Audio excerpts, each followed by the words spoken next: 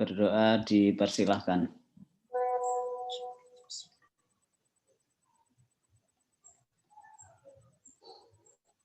Sudah selesai, terima kasih sekalian. Hari ini kita belajar di 2 kelas, yaitu kelas C dan kelas IUP. Materinya akan sama, kita akan mereview penyusunan laporan keuangan, akuntansi perusahaan dagang dengan pendekatan periodik ya. Suara saya masih terdengar? Masih, Pak. Oke, nanti kalau ada apa-apa langsung komentar ya, bersuara kalau terputus atau yang lainnya. Bentar.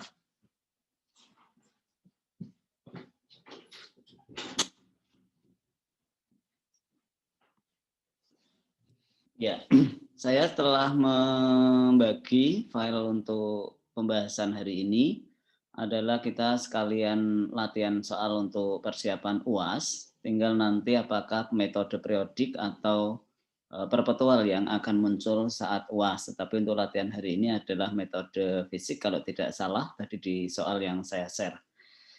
Saya akan perlihatkan di Excel. Oke. Soalnya adalah dari mana tadi itu? Dita kalau tidak salah ya. Ini akunnya menggunakan bahasa Inggris, tidak masalah. Saya yakin saudara sudah memahaminya dengan baik karena tidak terlalu berbeda jauh ya. Oke, ketika ada soal yang seperti di share tersebut ya, soal yang pertama nanti akan kita bahas hari ini. Bagaimana kita bisa menyusun laporan keuangan perusahaan dagang dengan tepat dan cepat ya. Tentu yang kita buat adalah yang pertama laporan laba rugi atau income statement ataupun laporan laba rugi komprehensif ataupun yang lainnya yang sejenis namanya ya. Oke. Sebelum saya lanjutkan ada yang mau berkomentar terlebih dahulu? Ini masih banyak yang masuk ya. Diminta tolong Mas apa tadi? Mas Dodi ya untuk mengadmit ketika baru masuk. Oke, saya mulai ya. Ketika ada soal yang tertera seperti di share itu, saudara harus pertama mengidentifikasi apakah metode yang digunakan dengan melihat daftar akun yang ada di neraca saldo. Tentu fokus saudara adalah di akun yang namanya purchase atau pembelian dan teman-temannya. Ketika ada akun purchase return, kemudian purchase discount atau pembelian, kemudian retur pembelian, kemudian ada potongan pembelian dan juga adalah beban angkut pembelian, maka saudara harus dengan cepat bahwa metode yang digunakan adalah fisik atau periodik. Karena cara penyusunan laporan keuangannya, khususnya di laporan laba rugi agak sedikit berbeda. Saya akan mensimulasikan dengan pelan-pelan, semoga bisa diikuti. Dan saya yakin saudara juga sudah cukup memahaminya ya. Kita pelan-pelan. Laporan laba rugi di perusahaan dagang yang saudara perlu sajikan pertama kali adalah penjualan ya. Di mana penjualan ini itemnya paling tidak akun yang terkait yaitu penjualan itu sendiri. Kemudian ada ini menggunakan bahasa Inggris atau bahasa Indonesia? Bahasa Inggris saja ya. Sales. Ini yang baru masuk agak sedikit menghambat karena membuat berhenti kursor saya ya. Sales, kemudian ada sales return and allowance. Kemudian ada sales discount. Terbaca nggak di layar saudara? Terbaca ya? Baca, Pak. Kalau saudara sudah punya angkanya, berarti tinggal ditulis. Kalau saya di sini adalah tinggal ngopi ya. Salesnya berapa, kemudian sales return dan sales discount, saudara tulis di sebelah di sini di kiri. Kemudian coba dijumlahkan. Saya menggunakan Excel. Ini sales return tambah sales discount sama dengan berapa. Kemudian menjadi pengurang dari sales itu sendiri. Yang nanti akan menemukan di sini adalah net sales atau penjualan bersih. Ya, saya yakin untuk poin pertama ini saudara tidak akan mengalami kendala, mau periodik ataupun mau perpetual, kurang lebihnya sama di bagian sales ini. Saudara sajikan salesnya berapa, penjualannya berapa, kemudian potongan penjualan dan retur penjualan juga saudara coba sajikan setelah itu. Kemudian menjadi pengurang di penjualan sehingga nanti akan ketemu net sales atau penjualan bersih. Setelah itu adalah cost of goods sold. Ini yang cukup sedikit rumit ketika saudara belum memahaminya dengan baik. Urut-urutannya ya, saudara adalah yang pertama, merchandise inventory. Di sini adalah at beginning atau persediaan barang dagangan awal. Ya, di sini periodenya adalah 1 Agustus 2007. Dan nanti akan ada merchandise inventory tapi yang akhir atau yang di akhir, ending inventory ya. Nah, kita tulis yang saldo awal terlebih dahulu. Kemudian yang berikutnya adalah purchase untuk nanti mencari harga pokok pembeliannya berapa. Nah, purchase itu ke teman-temannya ada namanya purchase return and allowance. Kemudian ada purchase discount, sama dengan tadi ya, di penjualan kurang lebihnya. Angkanya silahkan dikopikan dari bawah atau diketik ulang kalau di saudara ya. Ini kalau saya berarti tinggal copy, purchase-nya ada di sini. Kemudian kalau saudara mau menambahkan purchase return dan purchase discount, berarti letaknya ada di sebelah sini. Kemudian dijumlahkan untuk menjadi, ini tambah ya. Ini adalah total pembelian, kemudian ditambah dengan transportation in atau freight in, yaitu beban angkut pembelian. Ini dulu ya, ini dijumlahkan dulu. Dikurangkan, bukan dijumlah, salah saya. Karena purchase return dan purchase discount itu mengurangi purchase. Oke, kemudian ada namanya transportation in. Jumlahnya adalah ini 43.600. Kemudian ini berarti saya kurang 1 kolom lagi, saya tambahkan di sini. Karena yang merchandise inventory tadi belum ya, merchandise-nya kelupaan. Tadi di mana merchandise-nya ada di atas ini. Kemudian ini saya salah ya, ini saya rapikan dulu biar tidak mengganggu. Ini tadi dijumlahkan untuk purchase return dan purchase discount menjadi pengurang dari purchase. Kemudian ditambahkan dengan transportation in, maka di sini adalah cost of goods purchased ya, yaitu harga pokok pembelian, yaitu tersedia ini kemudian ditambah transportation in. Nah, ini tadi pembelian bersih. Di sini adalah harga pokok pembelian atau cost of goods purchase-nya ya. Kemudian merchandise inventory at beginning ditambah pembelian, harga pokok pembelian itu namanya adalah available to sold atau for sold ya. Artinya untuk barang tersedia for sale ya, for penjualan, tersedia untuk dijual. yaitu persediaan awal ditambah harga pokok pembelian.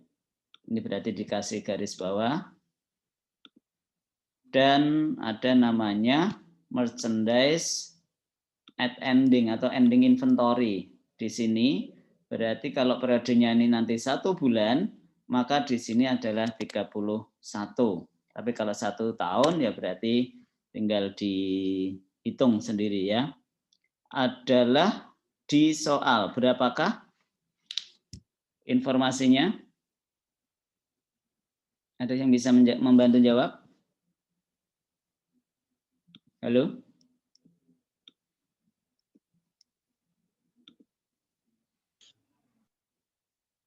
Tes? 376.400.000.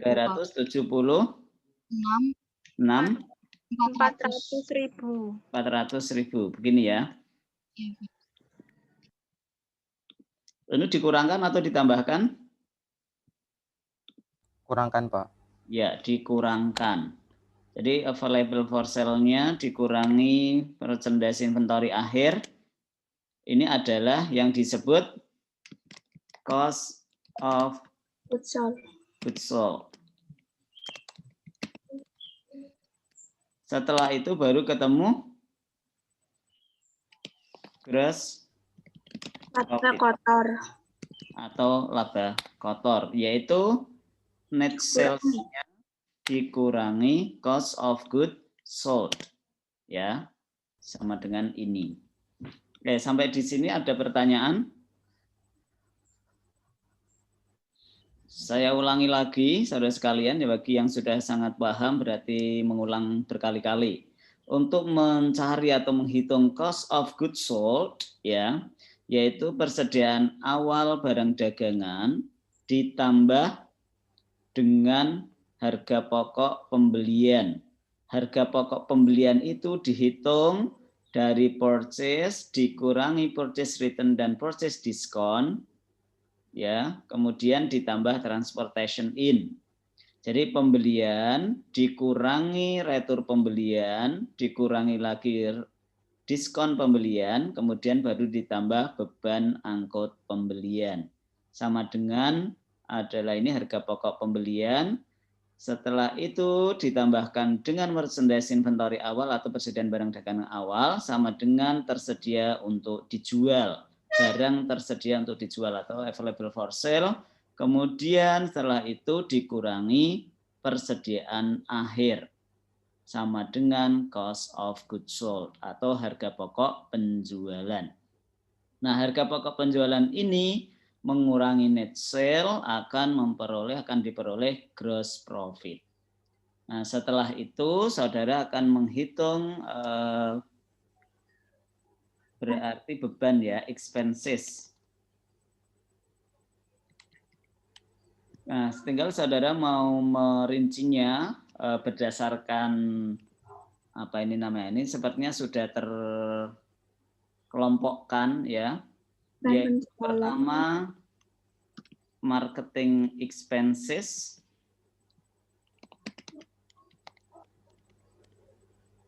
ada banyak di situ mulai dari salaries expenses, kemudian advertising expense, kemudian ada delivery expense, kemudian ada depreciation, ada apa lagi itu, sama miscellaneous selling expense. Ini saudara bisa nyebutnya marketing atau selling, itu juga tidak masalah ya. Tinggal saudara jumlahkan masing-masing berapa itu. Mulai dari salaries ada 625, kemudian advertising 220, kemudian delivery expense 36, depreciation expense untuk store equipment, kemudian ini kalau saya salah salah ngopi nanti jadi salah ya, ini kurang geser satu. Kemudian yang lain-lain penjualan adalah 42.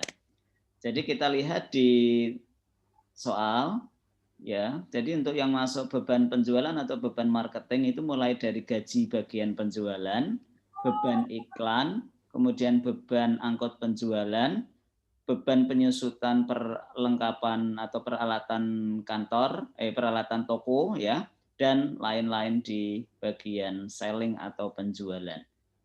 Ini kalau di sini kurang bagus letaknya, nanti saudara bisa geser satu ke kiri, nah, kemudian nanti dijumlahkan, yaitu total amount of marketing expenses atau selling expenses. Belum, enggak mau. Sum. Ya, ini adalah total marketing expenses. Dan yang kedua adalah administration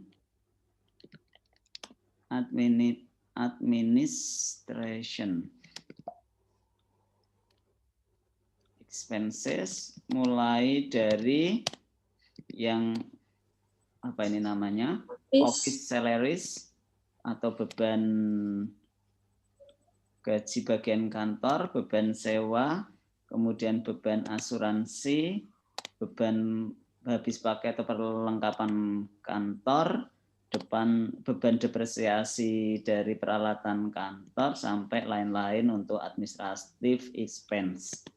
Ada agak banyak di sini.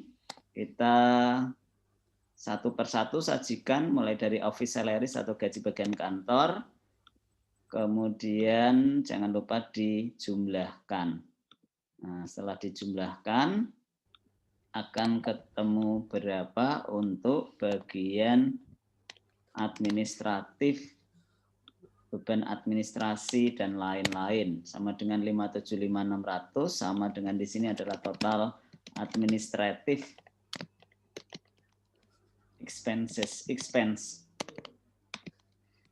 Ya, kemudian total operasional expense.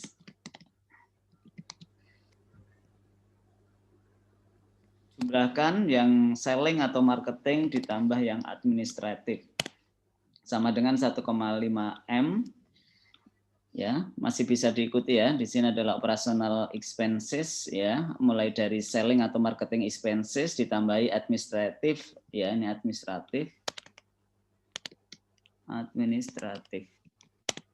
Yang pertama adalah beban penjualan, ada beban gaji bagian penjualan, beban iklan, beban angkut penjualan, beban penyusutan untuk peralatan toko, kemudian dan lain-lain bagian penjualan.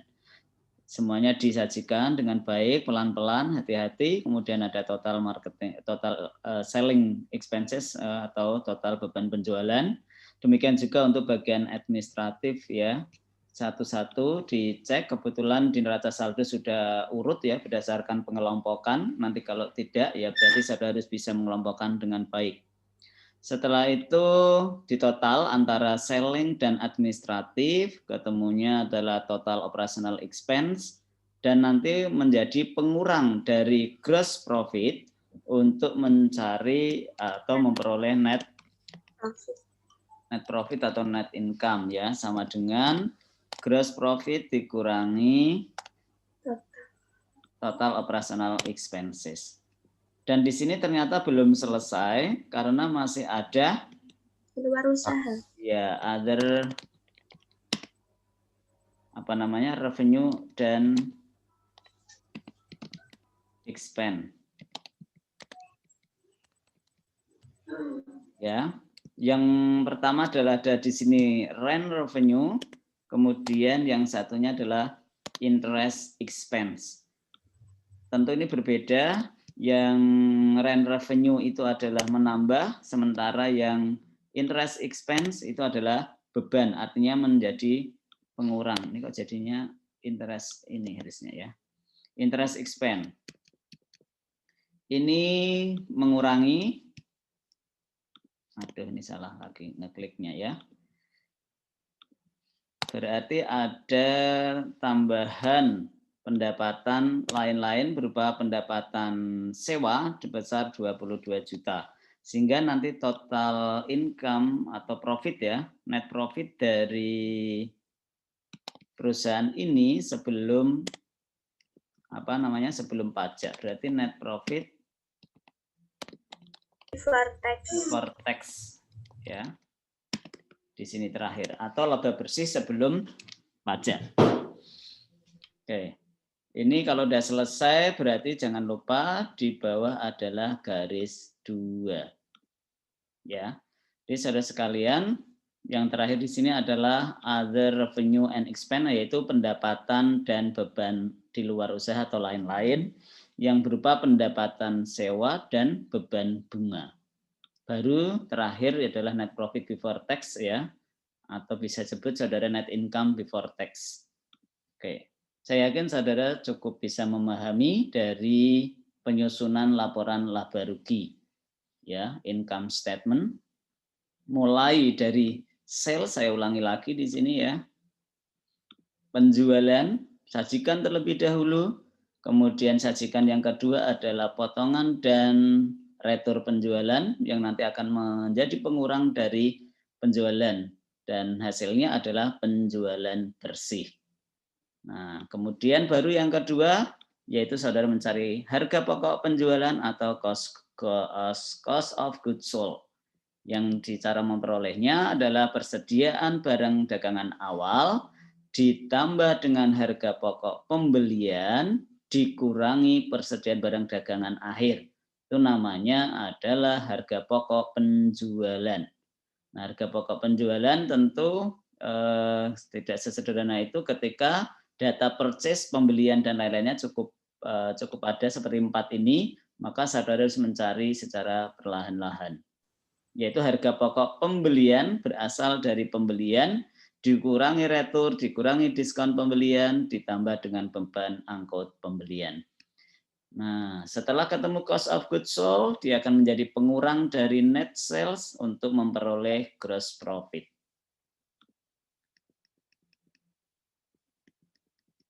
Setelah itu sajikan untuk operational expenses, mulai dari selling dan administrative, dan nanti akan memperoleh net profit karena sudah dikurangi dengan total beban usaha. Nah, net profit ini tentu belum selesai ketika di neraca saldo masih ada pendapatan dan beban di luar usaha. Oke, silakan kalau sampai di sini ada yang mau ditanyakan. Ini menggunakan tadi adalah pendekatan periodik. Oke, silakan.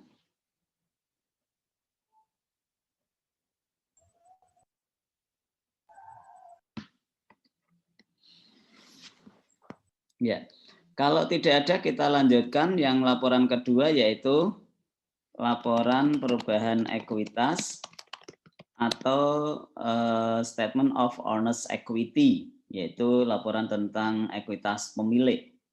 Tentu saudara ingat ya apa saja yang perlu disajikan di sini. Bahwa laporan perubahan ekuitas itu adalah untuk menunjukkan perubahan modal pemilik. Nah, modal pemilik itu ya dari awal hingga akhir periode tentu ada yang menambah dan mengurangi. Maka di sini nanti saudara membutuhkan data ini, yaitu modal awal yang ada di neraca saldo, kemudian ditambah dengan net profit sebelum pajak atau laba bersih sebelum pajak. Kemudian nanti kalau ada setoran tambahan, kalau ada, kalau tidak ada ya berarti langsung dikurangi dengan prive atau di sini adalah withdraw atau drawing ya. Di sini adalah Marcus Aditya Capital atau modal Tuan Aditya. Mana tadi? Enggak mulai lari ya. Mari kita sajikan pertama adalah modal awal. Modal awalnya saudara cari di neraca saldo. Nah, adalah 760.200.000. Kemudian ditambah apa? Tambah laba. Tambah laba. Berarti di sini net profit. Net profitnya berapa? 725.200. Kemudian tidak ada tambahan investasi atau tambahan modal, adanya adalah Marcus Aditya Prive atau drawing. Berapa di situ? 75 juta. 75 juta. Kita tinggal copy kalau di sini ya. Ini saudara bandingkan antara tambahan dan pengurangan. Karena net profitnya 725 juta, maka dinamakan peningkatan, ya, atau tambahan. Nanti kalau ada yang bertanya pada periode tersebut itu berapa tambahan atau kenaikan dari modal, jawabannya adalah 650 juta. Diperoleh dari net profit dikurangi drawing atau withdraw atau prive. Ya, tinggal tambahi di sini itu adalah beginning, berarti tadi Agustus 1 ya. Nah, bedanya di sini adalah Agustus 31 2007 sama dengan modal awal ditambah dengan kenaikan daripada modal itu sendiri. Sama dengan 1,M. Nah, kalau sudah selesai, di bawahnya adalah garis 2. Nah, selesai laporan perubahan ekuitas cukup sederhana. Nah, masalahnya adalah yang kelupaan, saudara sekalian, ini saya juga akan mengingatkan, nanti tidak ada pemaafan ya ketika saudara kelupaan, bahwa dalam menyusun laporan perubahan ekuitas atau laporan laba rugi, itu ada sedikit yang harus dicantumkan ya. Ini nama laporannya, kemudian nama perusahaannya misalkan Audit ya.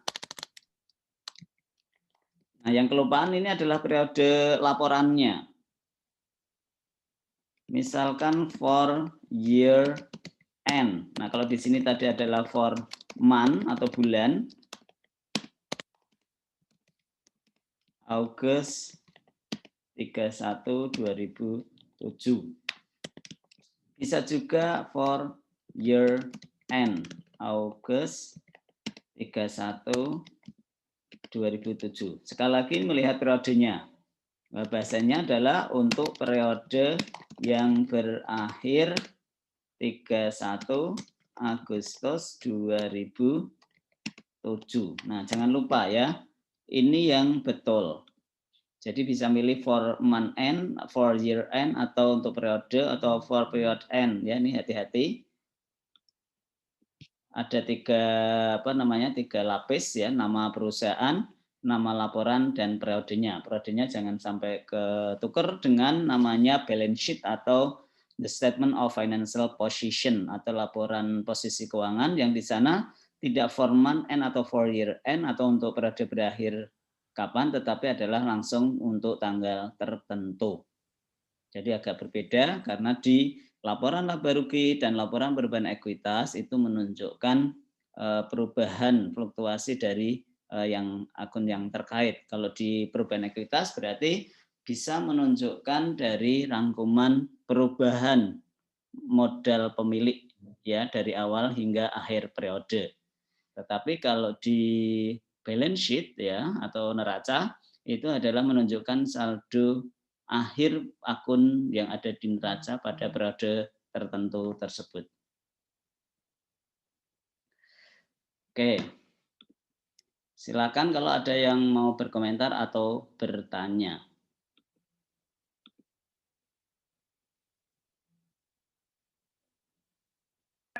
Pak, saya ingin bertanya.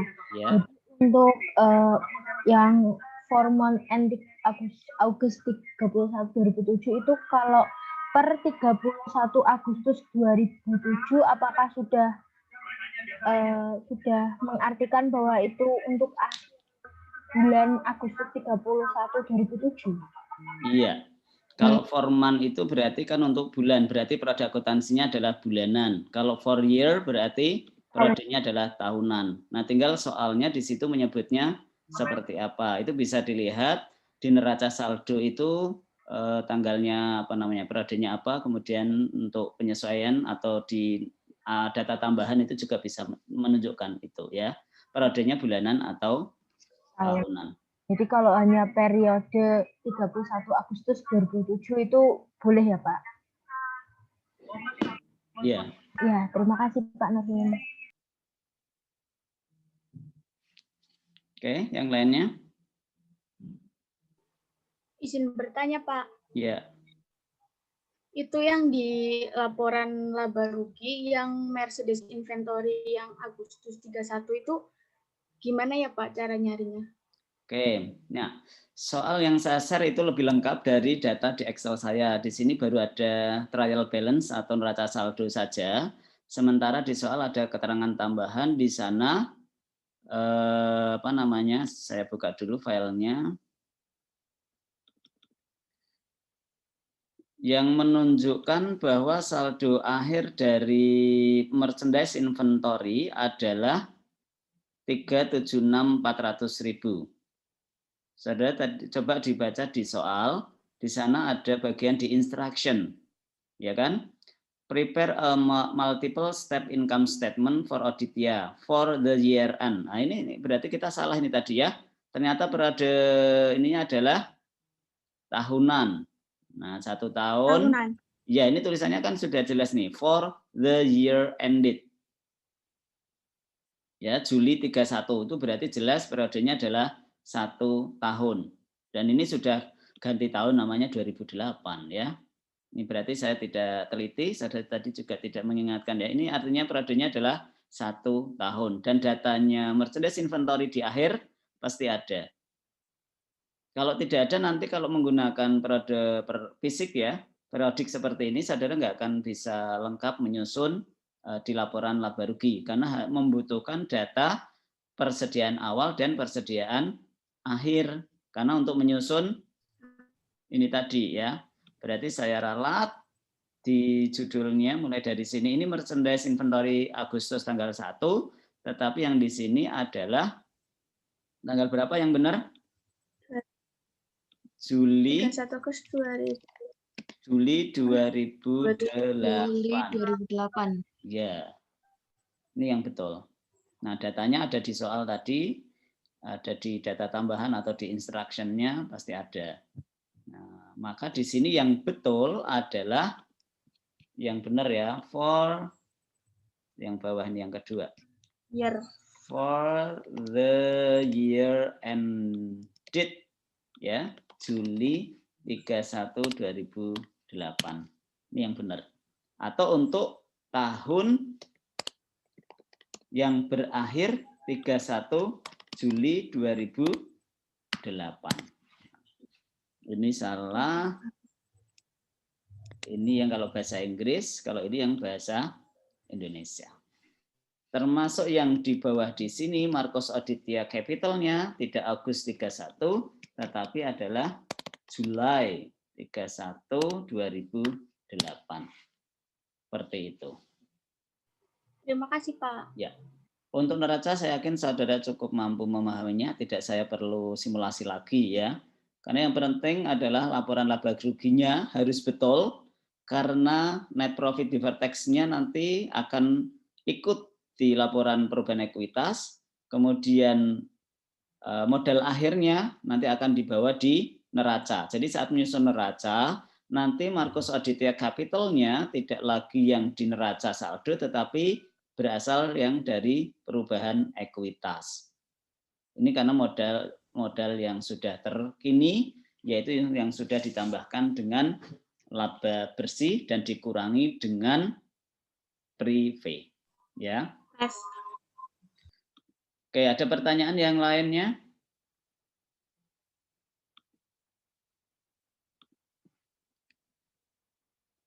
Ya, kalau tidak ada coba kita lihat soal yang kedua, yaitu penyesuaian. Oke, sudah dilihat? Pak, itu yang C nomor 1 itu jurnal penutup, Pak. Prepare Kenapa? the closing penutup. Oh, Yang mau sekalian jurnal penutup. Oke, saya lanjutkan ke jurnal penutup kalau gitu. Tampak saudara di layar apa?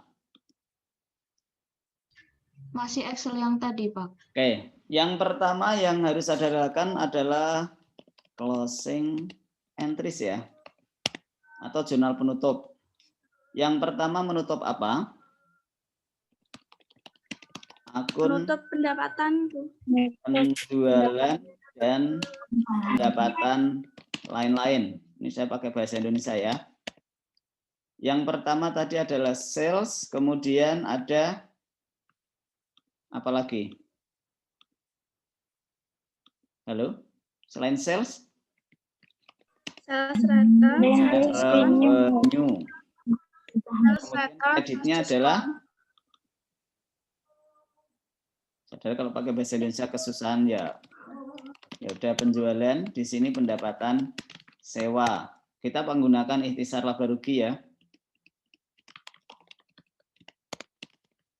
Laba rugi. Berapa penjualannya?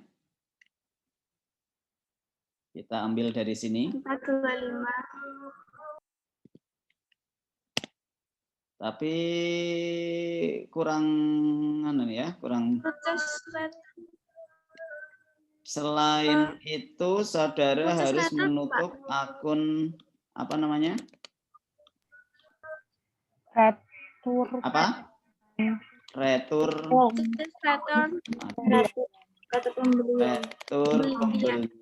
Kemudian ada potongan pembelian. Oke.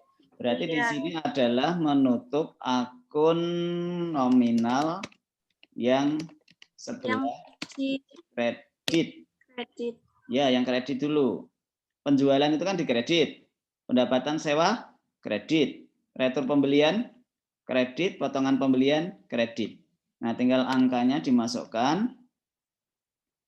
Penjualannya adalah 4 miliar, kemudian potongan ya, retur pembelian, kemudian yang berikut potongan apa ini tadi, pendapatan sewa ternyata yang ini ya, salah. Pendapatan sewanya 25. Kemudian retur pembeliannya berapa? 24 juta ya. Kemudian potongan pembeliannya 18 juta. Nah, yang kredit ini adalah apa? Ikhtisar laba rugi. Saya agak ke tengah ya. Ini yang pertama ya, saudara sekalian. Saya ulangi lagi closing entries-nya atau jurnal penutup. Yang pertama adalah menutup akun nominal yang sebelah kredit. Akun nominal itu adalah akun-akun yang ada di laporan laba rugi. Ya, di laporan laba rugi berarti ada akun pendapatan dan akun beban, dua kelompok besar. Nah, pendapatan itu kalau di perusahaan dagang ada penjualan ya. Kemudian ada pendapatan sewa. Tetapi selain akun dua pendapatan itu yang di sebelah kredit ada lagi retur pembelian dan potongan pembelian. Baru kemudian yang kedua menutup akun nominal yang sebelah debit. Mulai dari apa itu? Sales return. Ya, sales return atau retur penjualan. Kemudian ada potongan penjualan. Kemudian ada pembelian dan seterusnya. Ini kalau saya ngetiknya satu-satu akan sangat lama sekali. Saya samakan dengan bahasa Inggrisnya saja ya. Mulai dari purchase, kemudian ada karena potongan pembelian dan retur pembelian tadi sudah ditutup sebelumnya, berarti langsung berikutnya adalah transportation in. Dan nanti saya akan mengopinya sampai paling akhir itu yang mana itu? Masih depreciation, interest expense. Nah ini berarti yang ini enggak. Rent revenue-nya sudah di atas ya. Tinggal ini semua. Tapi masalahnya ini di debit apa di kredit? Kredit, Pak. Nah, semula kan ini ada di debit, ya kan? Karena ditutup, maka ini diletakkan di kredit, di debitnya adalah ikhtisar laba rugi. Nah, jangan ditulis dulu berapa, tapi retur penjualannya berapa angkanya? Berapa? Retur penjualan yaitu 40 juta.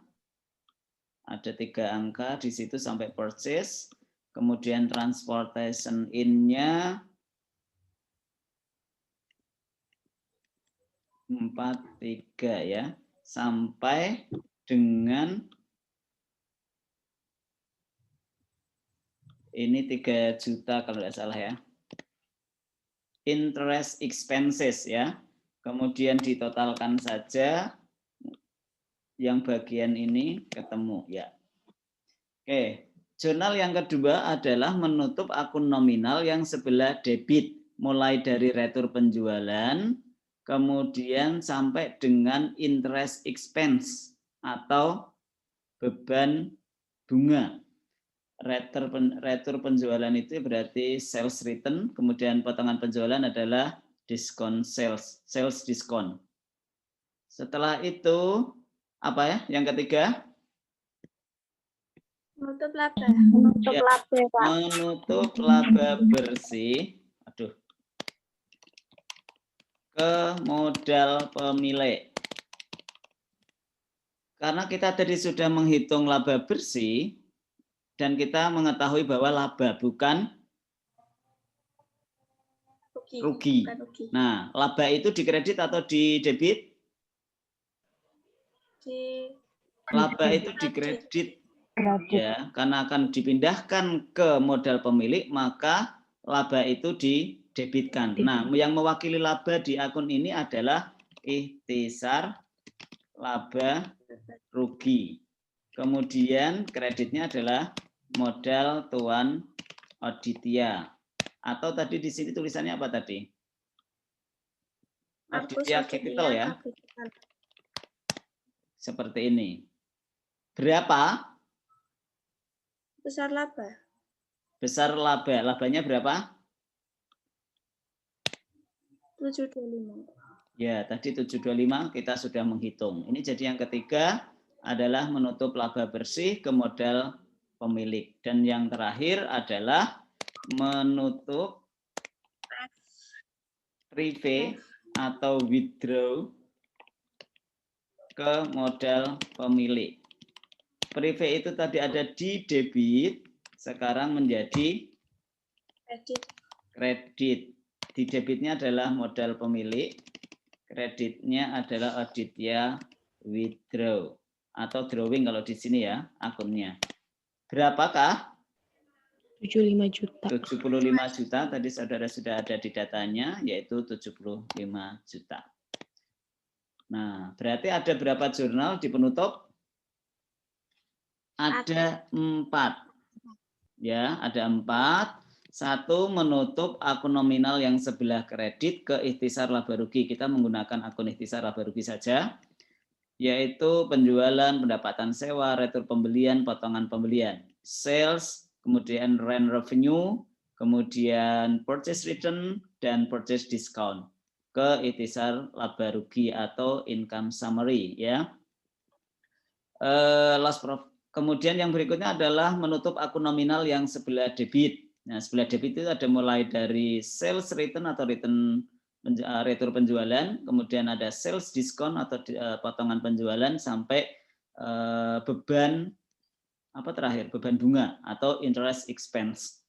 Nah, tinggal nanti dijumlahkan. Debitnya adalah ikhtisar laba rugi. Ini kalau saudara mau membuat jurnal yang baik, berarti ini agak ke kanan. Ini kalau jadikan 2 kolom akan lebih bagus ya. Ini tadi 1, lalu saya tambahi ini jadi ini berubah. Nggak bisa ya, ini karena sama dengan pakai rumus.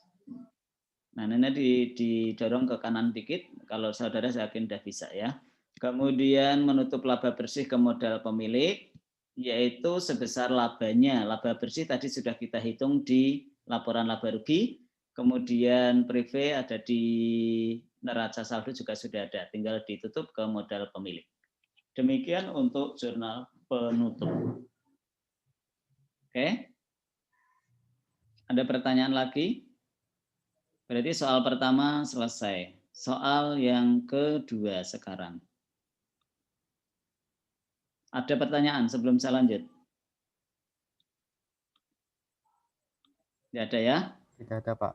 Oke, kalau di kedua, yaitu jurnal penyesuaian, di sini hanya ada berapa soal itu? 4 ya, ini sangat mudah sekali. Yang pertama adalah office supply. Ini datanya masih menggunakan data nomor 1, tetapi untuk menyelesaikan soal 1, jangan gunakan data soal nomor 2. Jadi nanti jangan sampai nanti saudara mengerjakan adjusting entries ini kemudian mempengaruhi di nomor 1. Ini tidak pengaruh.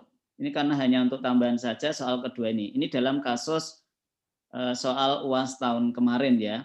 Jadi ada yang mengerjakan malah soal nomor 2 diselesaikan dulu baru menyelesaikan soal nomor 1. Itu salah. Karena jelas ini nomornya sudah urut. Ya, nomor 1 selesaikan dulu baru soal 2. Karena soal 2 ini hanya untuk tambahan saja. Oke. Mengulang penyesuaian yang sudah saudara pahami. Yang pertama adalah office supplies, yaitu apa ini? Perlengkapan kantor. Perlengkapan toko ya. Perlengkapan kalau penyesuaian berarti beban perlengkapan kreditnya perlengkapan. Sebesar perlengkapan yang terpakai. Nah, di sini office supplies on hand itu artinya saldo akhirnya. Maka pemakaiannya berapa? Saudara lihat di neraca saldo untuk office supplies-nya. Office supplies-nya adalah 12.100.000. Kemudian ada keterangan tadi penyesuaian ternyata tinggal 6 juta. Berarti jurnal penyesuaiannya adalah office supplies expense. Kemudian kreditnya adalah office supplies. Sebesar 6.100.000. 6.100.000, yaitu 12.100.000 dikurangi 6 juta. Oke, sangat mudah. Nomor 2 juga sangat mudah ketika depreciation atau penyusutan. Jurnalnya selalu ya beban penyusutan, kreditnya akumulasi penyusutan. Tinggal saudara kalau di sini sudah ada nama akunnya, pakai nama akun yang tersedia. Nah, kalau di sini berarti ada depreciation, apa ini tadi akunnya? Depreciation expense. Yang pertama adalah store equipment, kreditnya yang kedua adalah office equipment. Jadi beban penyusutan untuk peralatan toko dan beban penyusutan untuk peralatan kantor. Nah, kreditnya, saudara lihat di atasnya lagi, yaitu yang accumulated depreciation atau akumulasi penyusutan untuk store equipment dan office equipment. Dan pasangannya jangan sampai ketuker. Kalau depreciation expense office equipment, maka kreditnya adalah accumulated depreciation office equipment. Yang store adalah 65 juta. Kemudian yang office equipment adalah 12 juta. Oke. Nah, berikutnya yang ketiga, insurance expired during the year. Berarti beban asuransi yang sudah termanfaatkan. Berarti ini sama dengan beban asuransi. Nah, penyesuaiannya seperti apa? Saudara lihat akun yang tersedia di neraca saldo. Apa itu? Mulai dari atas dulu. Di sini ada prepaid insurance. Berarti ada hubungannya. Walaupun di bawah ada akun apa lagi di sini? Insurance expense. Tapi data ini lebih cocok adalah hubungannya dengan prepaid insurance. Jadi kalau di atas prepaid insurance atau asuransi dibayar di muka, maka saudara penyesuaiannya adalah insurance expense, kreditnya prepaid insurance atau beban asuransi, kreditnya asuransi dibayar di muka. Nah, sebesar yang expired.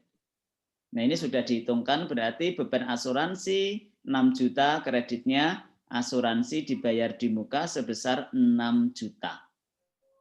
Ya, hati-hati, ini keterangannya adalah insurance expired.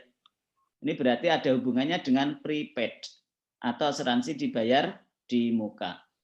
Kalau di atasnya asuransi dibayar di muka, maka penyesuaiannya carilah beban asuransinya. Nah, beban asuransinya di sini sudah ada datanya, yaitu beban asuransi 6 juta, kreditnya asuransi dibayar di muka 6 juta. Oke? Dan yang berikutnya yang terakhir adalah accrued salaries, yaitu apa ini? Beban gaji yang masih harus dibayar. Berarti utang gaji. Ya, berarti tinggal beban gaji, kreditnya utang gaji. Saudara, di sini ada dua, hati-hati yang bagian sales dan bagian office. Jadi beda ya. Ada bagian yang penjualan dan bagian kantor. Nah, tadi jurnal nama akunnya di atas adalah ini kita lihat yaitu sales salaries expense dan office salaries expense. Tadi masing-masing berapa? Kemudian kreditnya adalah salaries payable atau utang gaji. Nah, itu jurnal penyesuaiannya. Nah, saudara sekalian, ketika data penyesuaian ada di nomor 2 seperti ini hanya tambahan dan tidak mempengaruhi nomor 1. Kecuali penyesuaian ini saya letakkan sebelum A ini, maka saudara harus membuat penyesuaian, harus menyusun neraca lajur untuk mempermudah, ya. Tapi sebenarnya neraca lajur itu mempermudah atau malah mempersulit ya? Kayaknya mempersulit, jadinya lebih lama, ya. Maka saya rubah penyesuaian ini hanya untuk pengetahuan, pengecekan pemahaman saudara di penyesuaian. Dan nomor 1 adalah untuk menguji saudara bagaimana nyusun laporan laba rugi, kemudian laporan perubahan ekuitas, laporan neraca, dan yang terakhir adalah closing entries dengan cepat dan tepat. Jadi soalnya tidak sulit, tetapi butuh kecepatan dan ketepatan. Nah, dipersiapkan dengan baik saudara sekalian untuk UAS, jadwalnya mengikuti jadwal yang ada nantinya, tidak mendahului sebelum ujian, ya kira-kira awal tahun 2021 atau 1 tahun lagi ya. Jadi masih lama. Kurang lebih 2 minggu ya, saudara mungkin yang masih belum paham bisa bertanya ke temannya untuk mempersiapkan diri. Lain ya. Di sini ada 2 kelas, berarti saudara ada teman baru di kelas IUP dan di kelas reguler C ya. Oke, silakan kalau ada yang mau bertanya. Baterai saya mau habis. Jasnya ada di ruang lain. Silakan. Pak, izin bertanya. Ini siapa? Nihayatul Fadilah. Ya, silakan. Saya pribadi masih sering bingung untuk membedakan ketika kita menulis, mencatat penyesuaian itu yang telah digunakan atau yang masih tersisa gitu, Pak. Ya.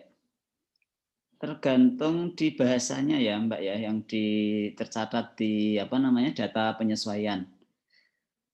Hati-hati kalau tadi bahan habis pakai. Ini saya menggunakan kalimat yang ada di sini saja ya. Berarti contoh kasusnya adalah sini ya. Office supplies on hand. Kita maknai apa? Tersedia. Iya, bahan yang tersedia, bahan habis pakai, perlengkapan yang tersedia, yang di akhir. Nah, saudara harus paham di supplies atau di bahan habis pakai atau bahasa Indonesia apa? Perlengkapan, ya. Itu kan penyesuaiannya beban perlengkapan, kreditnya perlengkapan. Sebesar perlengkapan yang terpakai. Kalau saudara datanya di sini adalah beban perlengkapan yang tersedia, berarti saudara harus mencari yang terpakai. Nah, cara mencarinya adalah di neraca saldo dikurangi angka yang tersedia ini. Itu namanya yang terpakai. Ya, beban perlengkapan itu adalah perlengkapan yang terpakai. Tetapi kalau di sini office supplies yang digunakan, ya berarti saudara tidak perlu menghitung. karena sudah ada datanya. Misalkan di sini adalah 6 juta dan tertulis seperti ini. Perlengkapan yang terpakai. Jelas yang terpakai. Berarti ya saudara tinggal beban perlengkapan, kreditnya perlengkapan sebesar 6 juta. Saudara tidak perlu menghitung lagi. Tapi kalau kasusnya tadi, saudara perlu menghitung perlengkapan yang terpakai itu berapa. Karena di sini itu di neraca saldo 12.100.000, sementara di sini penyelesaiannya adalah office supplies on hand atau yang tersedia. Ya berarti harus mencarinya. Yang terpakai berapa. Begitu ya Mbak ya. Baik Pak, terima kasih. Yang lain? Satu lagi? Pak izin bertanya. Ya. Pak, tadi kan misalnya di laporan laba rugi itu diketahui pajaknya, berarti kan kita cari laba after tax. Iya. Terus berarti yang di laporan perubahan ekuitas berarti pakai yang after tax ya Pak? Iya, pakainya after tax. Nanti beban pajaknya juga harus ditutup di closing entries-nya. Oh begitu Pak.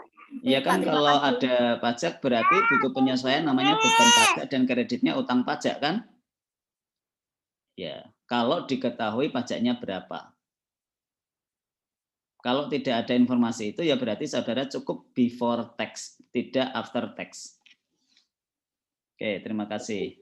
Baik Pak, terima kasih. Ya, saudara sekalian cukup ya. Nanti kalau ada pertanyaan bisa di grup. Jadi saudara sekalian, pembelajaran pengantar akuntansi dan introduction to accounting hari ini berakhir untuk semester pertama saudara. Pengalaman yang tidak disangka oleh kita semua ya. Pembelajaran kita harus online, daring, tidak bertatap muka secara langsung. Hanya bisa melalui Zoom, kadang juga dengan grup WA saja. Tentu hubungan komunikasi yang cukup terbatas ini semoga tidak menjadi kendala ya, tetapi memantik semangat kita untuk tetap mencari ilmu dimanapun berada, dan saudara bisa mempersiapkan diri dalam rangka ujian akhir semester yang nanti di awal tahun, baik untuk mata kuliah kita ini maupun mata kuliah yang lainnya. Pengalaman-pengalaman ini ya semoga tetap bisa menyemangati saudara, ya agar tetap kuliah dengan baik karena saudara sudah mengikrarkan diri menjadi mahasiswa. Ya walaupun nanti di semester 2, 3 saudara mengalami perubahan tidak masalah, entah itu bisa lebih baik lagi atau mungkin orientasinya berubah ya monggo. Tetapi tetap kita berniat bahwa semester 1 ini kita adalah mahasiswa dengan paling tidak 10 mata kuliah ya. Dan saudara persiapkan dengan baik agar mata kuliah 10 itu bisa memperoleh yang terbaik sesuai kemampuan saudara. Bisa A, bisa AB, atau jangan sampai B ya, kalau bisa A dan AB saja. Tentu dengan proses yang selama ini saudara ikuti, ya saudara bisa menilai, saudara layak dapat A, dapat AB, atau malah dapat B ya. Semoga tidak ada yang tidak lulus, sehingga lancar semuanya kuliahnya. Kita lanjut di semester 2, 3, 4, 5, nanti sampai wisuda. Dan wisudanya adalah tepat waktu, maksimal semester 8 kalau bisa ya.